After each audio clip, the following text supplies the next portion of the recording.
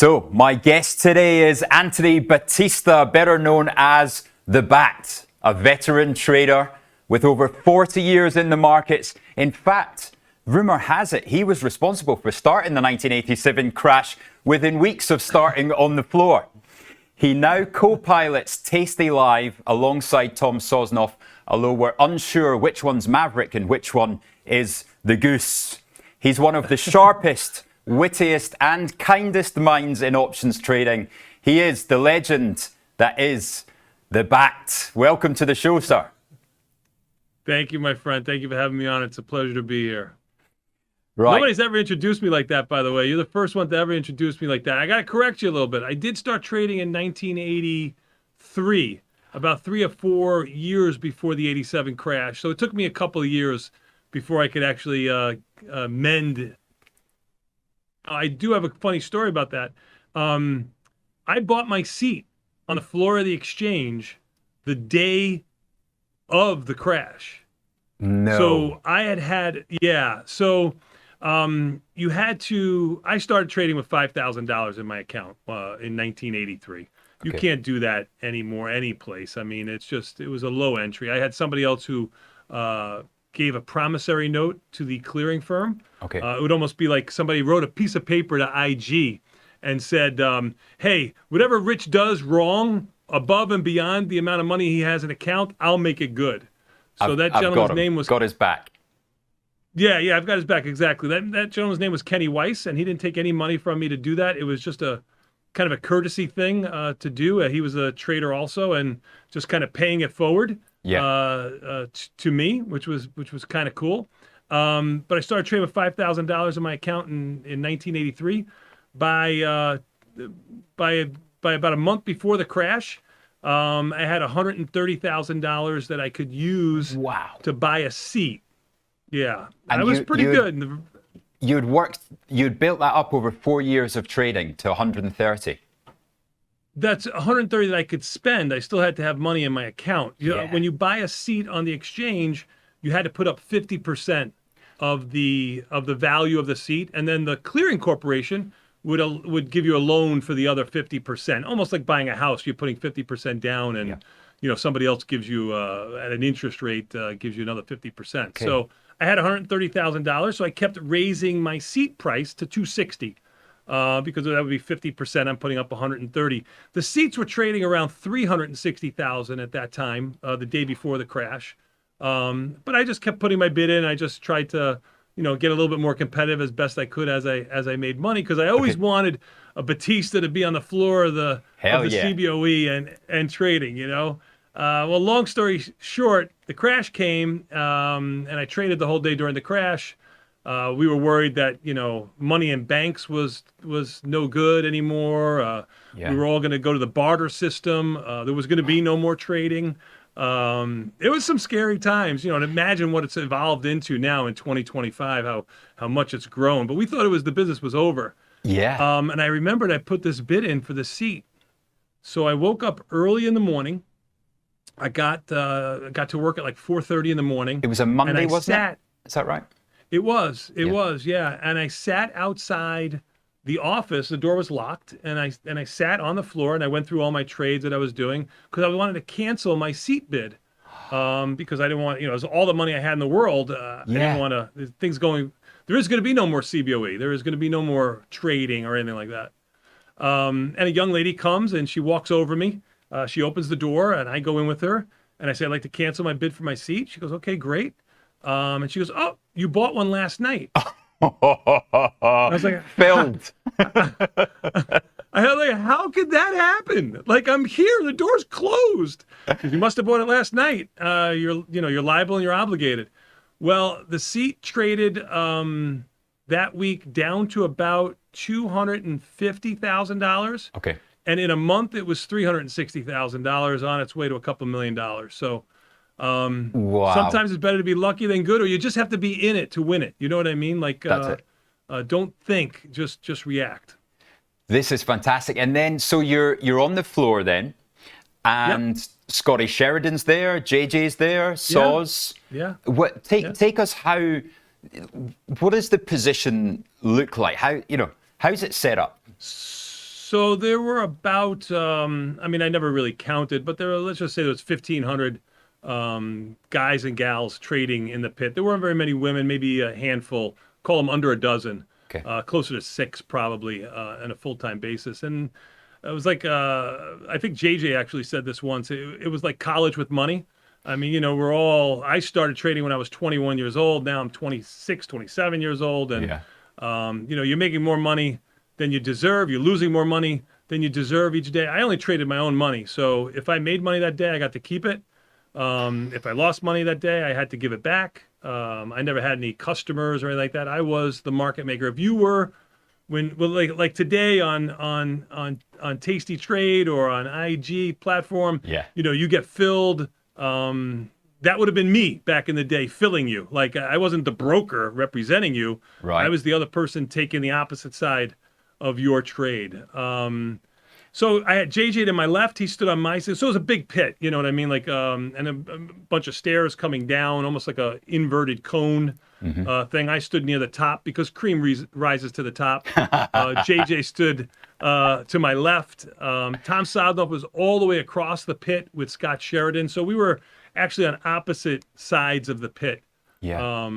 And we didn't know each other at that time, but we all met each other playing softball pretty much. JJ I actually knew before Tom because I think JJ started a little bit months after me. And I had an office and he needed an office to hang his coat and stuff like that. Okay. So I said, hey, you can use my office. Well, you know, what do I care? And we shared an office for a while. Yeah. God, fantastic. But take us a step back from there. What about Bat at school? What were your aspirations? You know, was this in Chicago? Where did you grow up, Bat? I grew up in Bensonhurst, Brooklyn. I lived there my entire life. In Brooklyn, if your father's a bricklayer, you become a bricklayer. If your father's a doctor, you become a doctor. If your father's a hoodlum, you become a hoodlum. My father wasn't a bricklayer or a doctor. So for me, when I turned about 18 years old or so, I decided to take my mom's Dodge Diplomat. It was her only car. And then she took the bus subsequently to go to work from then. Yeah. And I drove to Chicago and got a job at the CBOE because I had a cousin who was like a floor manager. He was able to get me a job. I was in Brooklyn at the time. I'm going back to like 1980. I was selling Jordache and Sassoon jeans. Do you remember those? You probably remember those. You were on that dating game. You probably remember Jordache. Yeah, I was probably wearing a pair. I probably wearing a pair is right. I was selling them 2 for $25 out of the trunk of my car, and when they were $50 a piece. Okay. Back in the day, you know, jeans weren't a couple $100 as they are today. They were like $50 a piece, and that was a lot of money.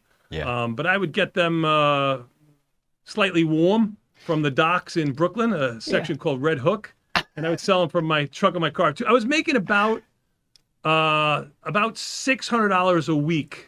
Okay. Cash money selling these jeans, and I was driving car service, which is like Uber before Uber. Oh wow! But what's coming across is you were a trader at heart. You were a trader in the head from the off. I was a mud cat. You know, I was just an alley cat. I was trying to make a buck wherever I could. I was a good student in school. Right. I never wanted to disappoint my mom. My dad, like I told you, wasn't around too much. He came and gone, came and went a couple of times. He did a couple of years in college when he shouldn't have. He was too old for college, but he went. He liked it so much he went twice. So I didn't want to disappoint my mom. So I was a real good student. And then when I left home, I'm an only child. Yeah. When I left home, she was real disappointed. But I drove to Chicago. My cousin got me a job. I was making $600 a month. I was making $600 a week in Brooklyn. Yeah. He got me a job for $600 a month in Chicago. But it was a legitimate job, and it had upside. And my smartest thing I ever did when I could not trade, because you have to be 21 to trade, and I was 18 at the time. You got to remember, there was no email back then. There were no microwaves. You know, there was no fax machines were like, you know, $20 to send a fax. You know, it was really kind of crazy. So all the traders, all the independent traders on the floor would get these things called sheets, where all of the trades that they had made would be on this big piece of paper. Okay. I don't know if you remember, they had like holes on the sides of them, Right. and they would fold almost like a big, like it was just a big, like, I don't know what you would call it, but they were these, we called them sheets. They were these big sheets, and all the trades, you gotta remember, you're making 1,000 trades a day. Yeah. Legitimate 1,000 trades a day. And, some of the prices get messed up. Some of the Oprah codes get messed up. And you would have to go through them on these sheets. Well, the traders would come down on Saturday and Sunday. I noticed them coming down on Saturday and Sunday to get these sheets so that they can go home and look at them at their leisure in their houses. Okay. So I said, crap, why don't I come Saturday morning early? Uh-huh. I'll charge you $10 if you live in the city of Chicago. I'll charge you $20 if you live in the suburbs. I'll get your sheets by Saturday before noon. Wow. And I had every trader, pretty much every trader in my firm, it was a small firm called Brandt Associates, sign up for it. And I was making $600 a month as a runner on the floor of the Chicago Board Options Exchange. And I was making myself, again, $700-800 on the weekend delivering these sheets. But that wasn't the great. The best part about it, I'm sorry to interrupt you, Rich. No, I was going to say you built up the relationships then. That's exactly right. It wasn't the money I was making, which I needed. Believe me, I was eating Spam at the time. But it wasn't just the money that helped. I would meet these people, and they would invite me into their houses. Wow. And they were huge houses. And, and then I would see them on the floor, and then they'd say, hey, Bat, they called me Bat at the time. They would say, hey, Tony, do you want to get lunch? You fly, I'll buy. And I would go get them lunch, and I would eat with them and pick their brain and talk to them. And, a couple of them, like this guy, Kenny Weiss, liked me. And then he let me, stay in his office. And then he taught me how he traded. And it was... The modern version of that is offering to go and get people coffees, right? I used to walk back Canary Wharf, from First Boston with 8 or 9 coffees if I could balance one on top, and hand them around the floor. And hey, do you mind if I come and sit with you for 20 minutes? Yeah, sure. And that was it. Right. Yeah. You got to get your foot in the door somehow. Yeah. Anyway, that was the smartest thing I did, and I didn't even know I was doing it. Now, let's fast forward to modern day, right? You've sat through tens of thousands of trades, hundreds of episodes of the show. What's the kind of the bat routine in the morning, or the daily routine that keeps you turning up every day with that big warm smile and stops you killing Sosnoff? We start the show at 7. I get here an hour early because I drive in. It's about a 30-minute drive. So I leave my house at 5:30 to get here at 6. But we don't start till 7. But sometimes there's traffic, or you get a flat, or whatever. You got to be on time. So I get here early. I always got to work early, even when I was a trader. I get to work a couple hours early. I want to have the right mindset. Yeah. But more importantly, I'm very regular. The team here, the production team, makes fun of me because between 6:25 and 6:35, I am in the washroom. So for me, a bathroom break before the show is what keeps me smiling, to answer your question. But we take no breaks from 7 till 10. That's so you're sitting there for 3 hours. Yeah. And I drink a lot of coffee in between the shows, and during the show, you always see me with my coffee cup. So the bathroom break at 6:30 keeps me happy. That's really what you need. But what is it inside that keeps you coming back day after day and enjoying it? It's so obvious that you guys enjoy it. Yeah. Well, I mean, I'm not one to say blessed very often, but I am blessed to work with, one of my better friends of 40 some odd years. I get to work with my son, which is an absolute blessing too. I mean, I told you the first story. I always thought that I would have a Battista on the floor of the CBOE because I wanted to work with my son, and now I get to work with my son. So it came to fruition, but it wasn't the way I planned. You know what I mean? But Nicky, but working with my best friend. Nicky did drop me a question. Actually, he said, does it give you pride, or jealousy when you realize that your son's a better trader than you were? Well, I'm a competitive MFer, so I'm going to let him win this one. I'm going to let him win this one and say it's pride to watch my son following, different but still following in my footsteps. Same type of career. It's very rewarding. It's very rewarding. Yeah. And I owe that to Tom. You know, I owe that to Tom. If he didn't build a business, I wouldn't have been able to do that. So I'm grateful for that. I'm a fairly loyal person. Let's say you Although were... my first wife would say absolutely different than that, but I am a loyal person. I love it. It's turning into a therapy session. That's the truth. So you know, Nicky, you've done wonders with. What if you were going to teach any other 18-year-old kid out there? You know, yeah, he was a sponge. You know, not everybody's built for this. Yeah. You know, I stood next to brilliant people, mathematicians, writers, doctors, lawyers, other hoodlums. Not everybody's made up for the pressure of trading, and not everybody wants to take the time to learn about it too. And then engineers, oh my God, I can't tell you how many engineers that I've traded with that didn't make it, and they're brilliant people, and they understand the math a lot better than I do. They just get too into the minutia of it. Like, you know, they want to know why that option is priced at $1.50 as opposed to what's the strategy going to do? Do I have the right strategy on for my assumption? They got stuck down the rabbit hole. Listen, go ahead. And remembering it's a market, so sometimes they don't get the dynamic of the market right, and that's somebody who has your experience. How do you tie that up with the modern edge? You know, these zero DTEs, all the algorithms.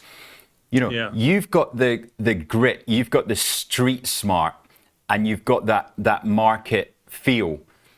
How do you stay ahead of the new modern edge? Respect. So you have to respect the market, because the market will slap you. The market doesn't care how much money you have. It doesn't care what your position is. It doesn't care what your assumption is. It doesn't care about anything. So you have to have respect for the market. And you know, you learn that, you know, we just learned that not too long ago, you know, a couple of weeks ago. Yes, we did. When the market sold off. And, you know, you learn it every 4 or 5 years. You know, the market takes a dive of 20% or something like that, maybe a little bit more. And everybody always thinks it's never going to happen this time, or it's not going to happen today, or... Man, respect. You have to respect the market, and the only way you can respect the market is watch your size. Yeah. Trading a little smaller relative to your account. You know, one investor's floor is another investor's ceiling. One investor's risk is another investor's, you know, purgatory. So keep it small relative, and you can pretty much survive anything. That's really what it comes down to. I mean, when I was undercapitalized, when I first started trading, at the end of the day, I got flat. Like, if you only have $5,000 in your account, you can't afford to lose money, not even one day. So at the end of the day, I would get flat. And if it cost me money to get flat, I got flat because I had the most. An old trader told me this one time, and it's so easy a saying, but it was the greatest saying. You trade for tomorrow. Like, you don't trade for today. If you could stay in the market and stay disciplined, keeping your size right, respecting the market, you're going to be successful. At least I believe you will over time. But you got to trade for tomorrow. Too many people trade for today. They trade what's going on right now today. Because so many times it's not mine. Somebody else said it. Oh, it's yours now. It's yours to everybody watching this in London. So many times I traded all day, and I battled and battled and battled to get the best P&L possible that day, but that wouldn't necessarily leave me with the right position overnight. Anything can hit the headlines the next morning, and I would suddenly, the work that I'd done the previous afternoon was tiny compared with what I'm sitting in the next morning. I like that. I'm going to remember that one. You guys always also say mechanical over emotional, right? Follow the stats, follow the rules. Now, it's just you and me here, Bat. When was the last time you broke your own rules? 3 days ago. What happened? I mean, I got too big. I got too big and a little bit pig-headed in the market. Thursday of last week, I thought the market had enough, that it wasn't going to go down any further. Yeah. So I took some more delta here. Let me say this right. I took more delta risk than I normally do, but I didn't take any more size risk. So if I like something and I want to have 30 long deltas, that's 30 shares of stock for every contract I do. If you do 10 contracts, it's 300. Do 100 contracts, it's 3,000 deltas. Yeah. Whatever that may be. I went to like 50. So, but I kept my contract size the same. So if I'm always a 10 lot trader, it was 10 contracts, but I increased my delta size. Gotcha. If I'm a one lot, I went to 50 delta from 30 delta. Right. So I took a little bit of heat on Thursday and Friday. I was still within my parameters, and got bailed out, on Monday. Yeah. But I even said on our show, I said I'm scared because I went too big for me. I used that on our show. On the Monday, I think, the previous Monday, I had said that I was scared, right? And there was so many times that I say something on the show in the morning, and that night I tune into you guys, because of course you come on for last call at 8:30 London time. So a lot of people here in Europe, enjoy their glass of wine in the evening, watching you guys round up the end of the day. And you said it. You said, I'll admit, I'm scared here. And it's that relatability that really is what I think is that winning formula in Tasty. You guys are sitting there and we're going through the same emotions. And to watch you and your son take those calls right up until 4 p.m., 3 p.m. Chicago on the Friday, reassuring people and taking all the heat that they were giving you as well. I mean, that really opened my eyes to, what size of compassion you have as a person and have installed in your son. Thank you. And that's another thing, when I'm doing the show, when I first got off the floor of the CBOE in 2005, I was there from 1983 to 1980. I started trading in 83 to 2005. When I got off the floor in 2005, I thought, expiration day would be my strongest day. I'd make a bunch of money there and then hardly work for the rest of the month. I'm a professional. I mean, I've been doing this for so many years. I'm going to be so great at this. It was so lonely, and it was so, I couldn't find ideas. I couldn't find things to do. It was just, I was alone with my own demons. It was horrible. So the show really gives me a lot of ideas. The backside to that is sometimes I do a little bit more trading than I should be doing while I'm doing the show. So I try to keep it, in check so that I can talk to the viewers and give them all my time. So it is a double-edged sword. Going back, you mentioned expiration there. So obviously that was just quarterly back in those days. Yes. What was expiration day like on the floor? Well, I mean, if I don't have any statistics to it, but if I went back and I was able to go back and see a young bat and look at his sheets, I made most of my money expiration week and expiration day. If my nut for the month was $10,000, $12,000, meaning, my seat lease, if I didn't own it at the time, was $7,000 to $10,000, depending on what time of the year it was and how busy it was. I mean, anyway, it could have been anywhere from 3,000 to about 15,000, but they average around 7,000-8,000 a month. And then you pay a clerk, you got to pay them a couple of $1,000s, and you have some back end costs. So you get $10,000 a month in costs before you start trading. So, you got to make $10,000 that month just to break even. That's not to pay your electric bill. I tried to make that nut on expiration day. That was so expiration day for me was, my day to pay my rent. Rent was due. The landlord was calling, and I had to go out on the street and sell myself. So that's what I did. Is that why you found yourself staying on that floor in your position until you shit your own pants? That is a true story. That is a true story. Actually, the guys. So I would work out in. It was called the LaSalle Club. It was right in the building that the CBOE is in.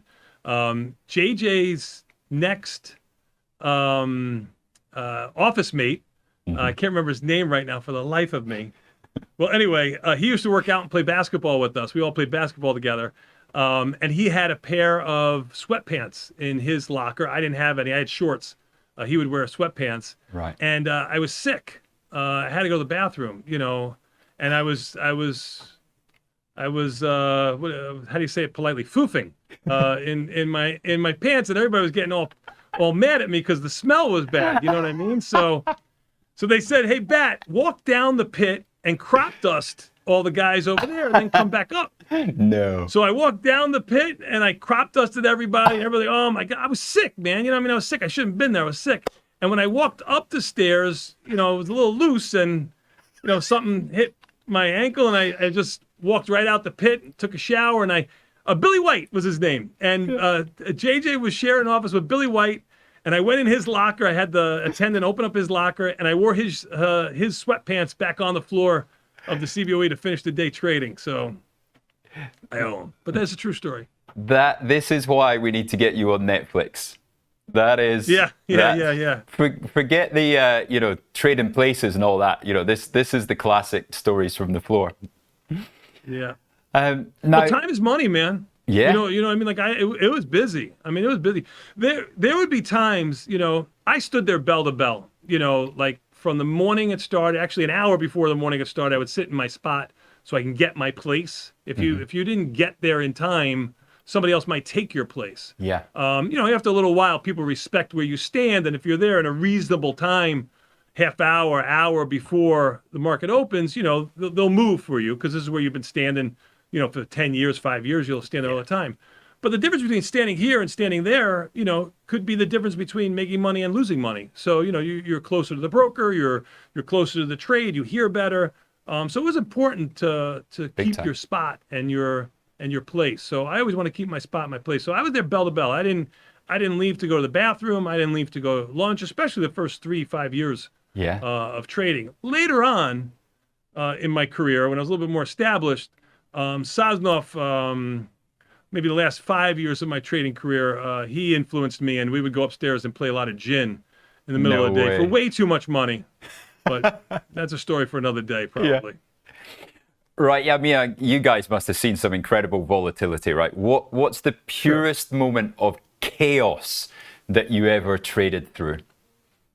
Well, the 87 crash by far. You got to remember something. Before the 87 crash, there was no put skew.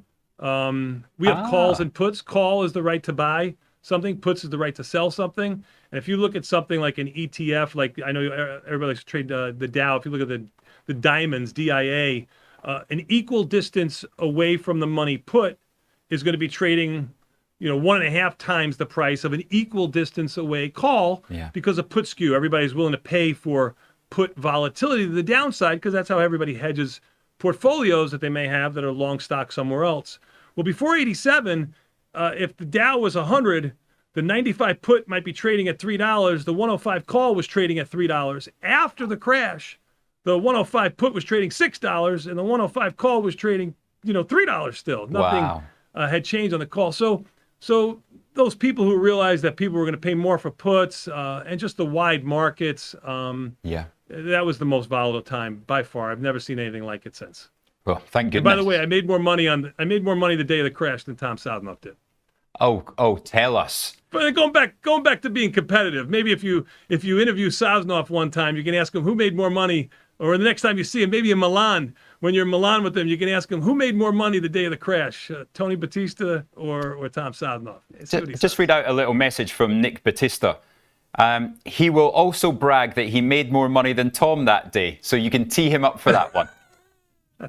Fair enough. He should. Yeah, and well deserved. How do you personally define a good trade, Bat? Is it still P&L, or is it the process, or the kind of thought, the imagination? Well, unfortunately, I think it has to be measured by P&L because that's why we're here. I mean, I don't think you can measure it any other way. And a lot of times I thought I was making a good trade. It didn't turn out to be anything, or it was a loser. Yeah. And a lot of times I thought I was, just doing this as facilitation or maybe tightening up my risk, and it became a great trade. So it has to be P&L. But the great thing about it is you don't know it when you put on the trade. And that's what's So ever true. evolving about this. It's always new. It's always changing. When you think you got to figure it out, you don't. You have to evolve.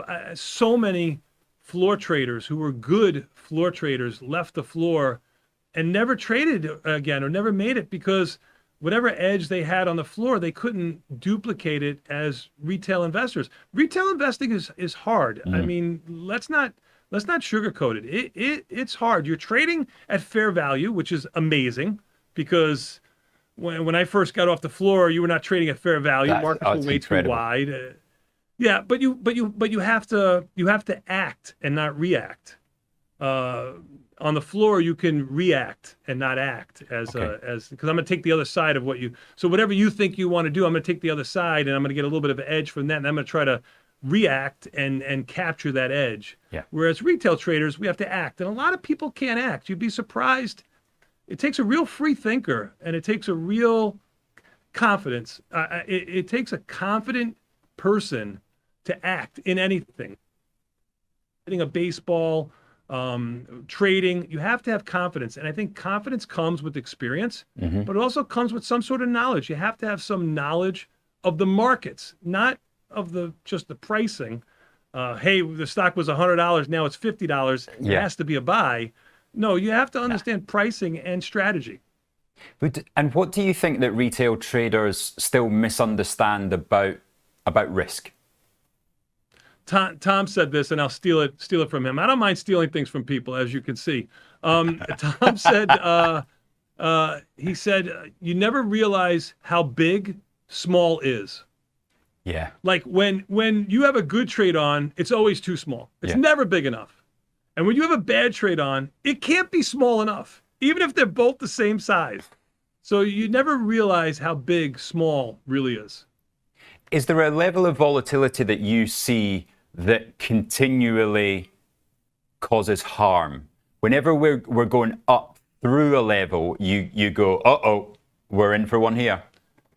Yeah, I'm going to answer it the opposite way. When we had volatility around 9 or 10, that was the hardest time for me to make money. I mean, I'm a premium seller at heart, but you can do diagonal spreads and calendar spreads, use less risk and stuff like that when volatility is low. But it was you were like making pennies. Yeah. You would take, I'll just throw out a number. You're taking $1,000 of risk in a normal market volatility. Let's just call it 19% implied volatility. Now we have 25% volatility today. We've had almost 50% volatility, but let's say 19, 20, 21 is the average.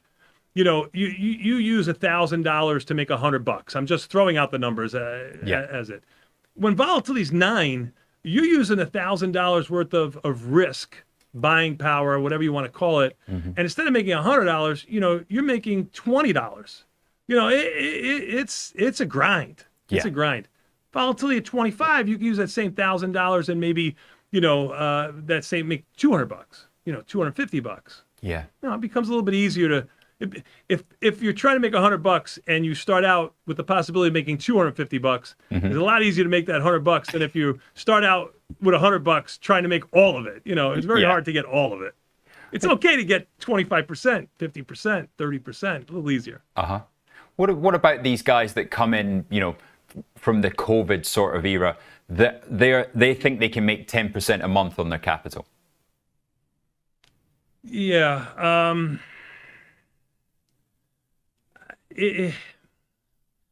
I don't know. So I'm going to go back to a story that I had from yesterday. You remember the .com era? Maybe you're too young for it. Oh, that was my first couple of years. Okay, well then you're going to love this story because you were probably one of these people that I would shy away from.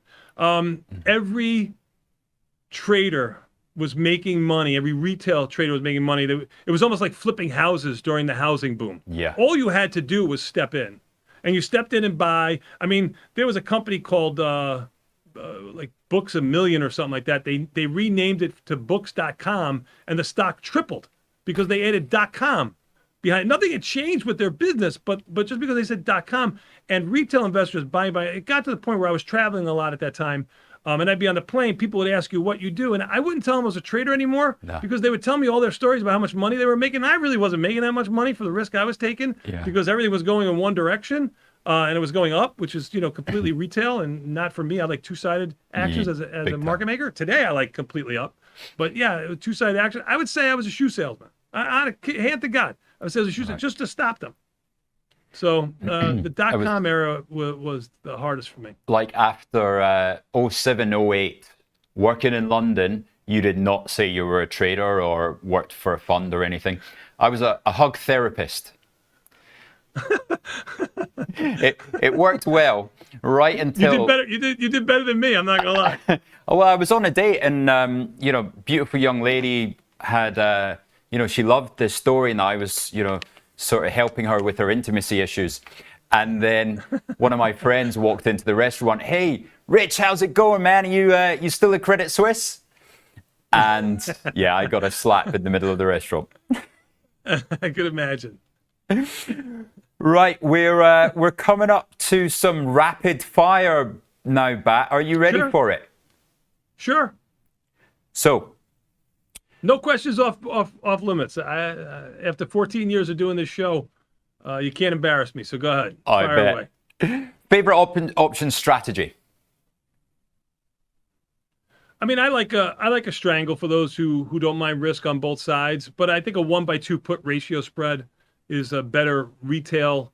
It leans a little bit long delta. It has it's omnidirectional, as my son would say on his show. You can make money to the downside. You can make money to the upside. You can make money if the stock doesn't do anything. So some sort of put ratio spread 1-by-2, I think is a real good retail friendly strategy. Like those. I had plenty of those a couple of weeks ago as well. Biggest trading pet... if you put them on Thursday and Friday, they worked out a lot better if you put them on Monday or Tuesday. Yeah. Timing's everything. Biggest trading pet peeve, being a dick for a tick, missing a trade, or a mistake somewhere in your strategy? I think not acting. I think missing a trade. I don't. In these markets, in the U.S. markets, I mean, you really can get a pick'em market, meaning you can buy or sell it basically at the same price. So squeezing is not something I truly do that much. If I go in at mid price or a penny or two below, if I don't get filled, I quickly move it. I want the position, not the penny kind of thing for me, at least. But not doing something, seeing something, and not reacting is probably the ones that keep me up at night. Okay. What's more stressful over the years, Nicky Bat's school plays or short a naked call going into big tech earnings? Nicky, he's going to kill me for telling this story, so I don't know if I should say it. You go on. I'm going to butcher the name. What's that little instrument like that like preschoolers would play, like a kazoo or a kazoo or a? Yeah. It's like almost like a little horn, like beer. It makes like a little noise like that. He must have been in kindergarten, first grade, I don't know. And he was having a recital or whatever, and they were all gonna play this, Mary Had a Little Lamb or whatever, this kazoo, kind of thing. And I get there, I leave work early, and I missed the whole day, and market was kind of rocking and rolling a little bit. I get there to see my son. He's my firstborn. I couldn't be more proud of him. He walks up there, I mean, handsome as can be, looking like his dad. I was proud as can be. Everybody, the teacher, all right, present your because my son's got his hands in his pocket, and they all start playing, and my son's not doing anything. So I think he's got like a big solo. Yeah. And they do the whole thing. He doesn't play. So after the show, I'm like, hey, Nicky, why didn't you didn't play? He goes, I lost mine. I go, when? Weeks ago. So he never went to go get another one. So I sat there and watched my son play. So maybe Nick's plays are more, because I still remember that story. I mean, he's in his 30s. I still remember the story, 30 years later. Exactly. Love it. The fact he still walked up there knowing that he was just going to have to stand with his hands in the pockets. Brilliant. Stood there. Everybody else had one. 30 some odd kids. Not my kid. Who's more stubborn, you or Mr. Sosnoff? Tom, by far. By far. I've never seen positions. I mean, we were talking about trading. Yeah, but what are we talking about here? I should have before I answer. In trading, he's much more stubborn than me. I don't really have opinions on a lot of things. I mean, I may have opinion on direction for a moment or two, but if I'm wrong, I quickly neutralize it or get my delta a lot smaller that way. He has conviction. If he thinks bonds are going higher or lower because of what's going on in the market, and I know he's not a macro micro view, but he certainly has opinions on things. He puts it out there, and he puts it out there in some size. Well, he was long that euro trade at 105, 104, 103, and kept going. It's now 113. Yeah, well, everything is relative. We were long at 112, 111, 110, 19, 18 on the way down, too. We were a little bit early, too. So, it's all relative. Again, it comes down to size. And one investor's floor is another investor's ceiling. I mean, I was short bonds a couple of years ago in the 150 handle. That's the 30-year bond. In the 150 handle, it's in the teens now, like 114, 115, 113, something like that. And I lost money on them. Okay. So it's all about timing. Yeah. What trade springs out? If I said, best trade ever, what's the first one that springs to mind? 87 crash. I sold puts that were mathematically impossible to be in the money. That was I did that in 08 as well. I'm like, it's a 1x2. The market can't go to zero. Well, yeah. Well, if it is, well, they made me adjust. They made me adjust my trade. Did they? But as being a floor trader, but it was the best market at the time. Nobody else made a better market. I fought that for years, but they got a couple of dollars back from me. But it was still an excellent trade. Nice, good job. You've got one meal. If you make a trade you can't lose money on, it's usually a good trade, but not fair to the other person. And let me say something. That was an extreme example. As a market maker on the floor of the exchange, and I believe this to this day with Servers and Citadel and IG, who might be on the other side of your trade. Every market maker, that was me, I was a market maker, who was taking the risk of the other side of your trade, wanted you, the retail investor, to be successful. Yeah. Do you know why? Because if you're not successful, you won't come back into the market. If you don't come back into the market, I can't make a buck, whether it be commission or if I'm as a broker, and if I can't make money on the other side as a market maker. Now, I wanted to make money first. Yeah. Like, I wanted you to buy something at $2. I wanted it to go down to $1.75. I wanted to buy it back and then watch it go to $5. I don't care. Right. Like, I didn't care how much money you make. I don't care how much money Tom makes or JJ or anybody else. I want to make my nut, then you make your nut. But every market maker wanted their paper, their person that they traded with, to make money because they wanted to come back in the business. And that's why the business is so popular and so deep and liquid to this day. If it wasn't, it would be like online sports betting. It wouldn't be as popular as you think it is. It pales in comparison to the amount of trading that you do. You had one meal left in Chicago. Where would you go? And what would you order? Oh, wow. That's a great question. It's an obscure place. I would go to a place called Hole in the Wall in the suburbs for some awesome buco. That would be and a little bit of their red sauce, some pasta with red sauce. That would be my thing. I'm not a big steak guy. Yeah. There's a place called EJ's out here that makes a great pork chop and steak and stuff like that. That would be the public answer. I like a good eggplant parmesan too. So I don't know, something like that. Oh, nice. Great. What's yours? Oh, I tell you what, I cannot wait to come to Chicago. I have heard everything from Sosnoff looking at the pizza we had in Birmingham with disgust and then describing what pizza was in Chicago, to Julia Spina, talking about all the beautiful restaurants in Chicago. Chicago's a great mecca for food. Oh, yeah. We have a great everything from ethnic food to steaks, and Chicago is a great place for food. We have great restaurants. Hence, we look the way we do. Yeah, sporty and healthy. Yeah. Now, if you could delete one ticker from the market forever, what would it be? It used to be Sears and Roebuck back in the day when it was a popular stock to trade. I just could not make any money in that stock. And today it would probably be gold. I cannot make a dime in gold. Yeah, I'm not a trend trader. I'm the world's worst commodity trader. I traded 30-year bonds. I told you I sold bonds at 150 and lost money. They're 115 right now. Yeah. I'm the world's worst commodity trader. So commodities for me are too slow moving, too cyclical, too trendy. Yeah. Too low implied volatility for me. They're everything I don't like. Roger that. Bat, thank you so much. This has been absolutely wonderful. One last question. Great, so, man. Sure. You are the guy that people come to when the chips are down. It's a real tough last few weeks, right?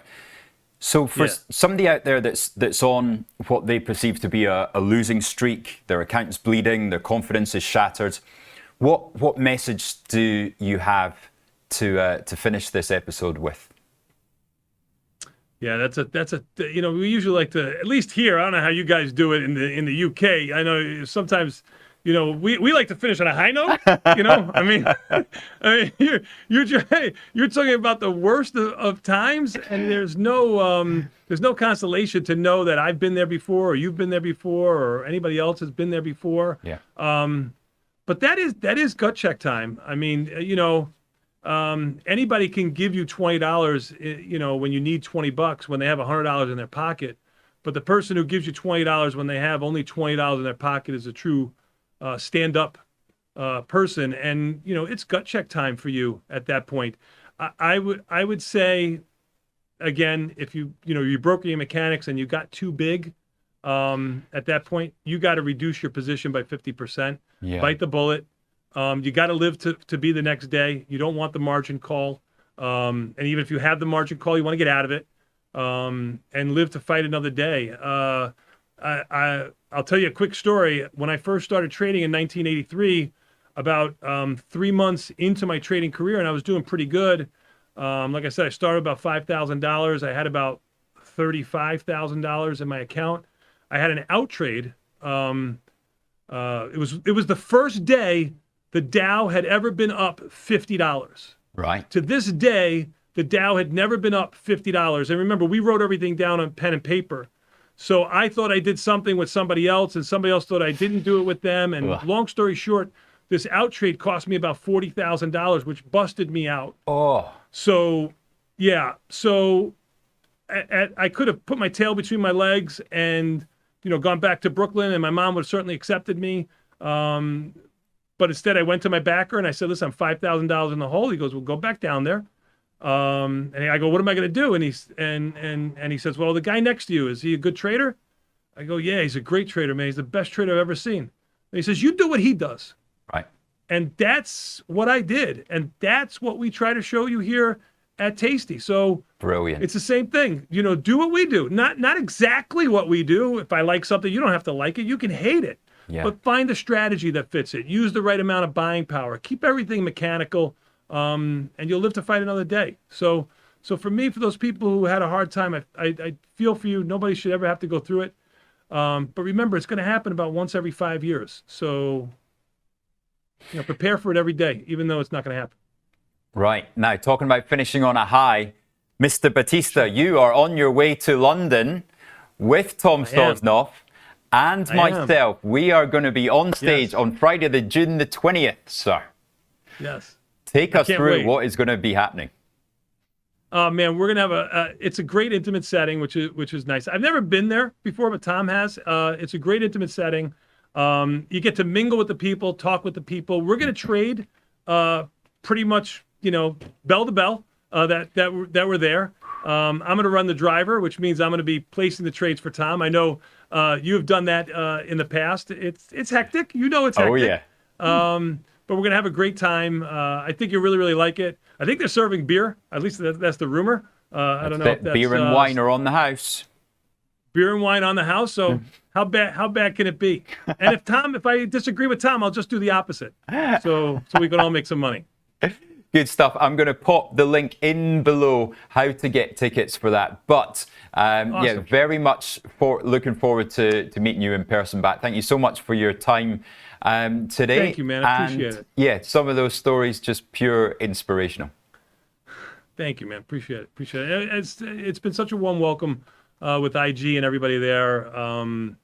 You guys have been great. So I can't wait to give back and and see your customers and talk to them. And to me, it's a gift. You know, I know you wanted to end. I'm gonna tell you one quick last story. When Tom hired me 14 years ago, and this was the first paycheck I ever had, by the way, when we first started Tasty Trade, I took a paycheck and part of the company. Tom didn't take a paycheck and took the bigger piece of the company. I said, why me? And he said, well, you know just enough to not make us look stupid. So I figure, you know, I'll hire you. So I'm going to try to do just enough not to look too stupid out there for everybody. And we'll all have a great time. It'll be fun. Well, you do it every single day. And here we go. Yeah, man. That's right. That's right. You got to love that. Team Tony. I love it. Thank you, brother. Appreciate it. Peace.